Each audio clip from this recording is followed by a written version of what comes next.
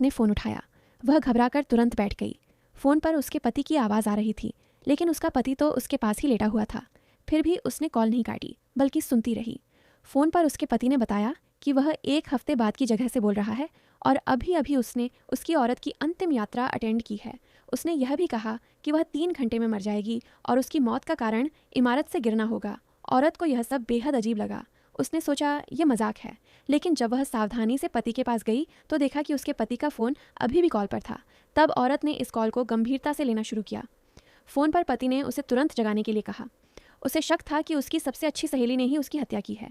उसने यह भी कहा कि किसी भी हालत में वह अपनी सहेली के साथ बाहर ना जाए। सिर्फ उससे पति को जगाकर ही वह खुद को बचा सकती है। उसने बताया कि वह कभी 9 कॉल से ज़्यादा नहीं कर पाया। बात पूरी होने से पहले ही कॉल अचानक कट गई। औरत ने फ़ोन पर कॉल्स की संख्या देखी और यकीन किया कि यह कॉल भविष्य से आई है। वह तुरंत पति को जगाने गई, लेकिन चाहे जितना हिलाया उसने कोई प्रतिक्रिया नहीं दी। तभी औरत को याद आया कि शायद उसकी सहेली ने पति के सोने से पहले उसके ड्रिंक में कुछ मिला दिया था।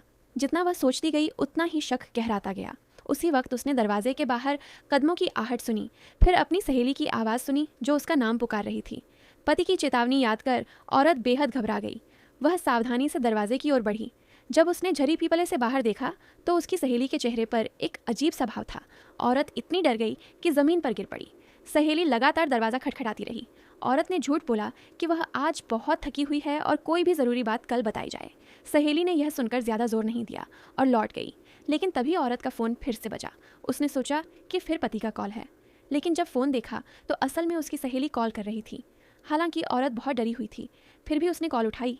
सहेली ने उसे पति से दूर रहने को कहा। उसने यह भी बताया कि उसका पति उसे मारने वाला है। सहेली ने कहा कि वह भी 1 हफ्ते बाद की जगह से कॉल कर रही है और अभी अभी उसने औरत की अंतिम यात्रा अटेंड की है। सहेली ने कहा कि 3 दिन बाद औरत मरेगी और मौत का कारण भी इमारत से गिरना होगा। उसने यह भी बताया कि पति ने उसके नाम पर बड़ा लाइफ इंश्योरेंस लिया है और अगर औरत की अचानक मौत हो जाती है तो पति को भारी मुआवजा मिलेगा। सहेली ने औरत से कहा कि वह तुरंत कमरे से बाहर निकल जाए और फिर फ़ोन काट दिया। दोनों औरतों से एक जैसी बात सुनकर औरत उलझन में पड़ गई। उसे समझ नहीं आ रहा था कि किस पर भरोसा करें, क्योंकि दोनों ही उसके सबसे करीबी थे। तभी पीछे से एक आवाज़ आई।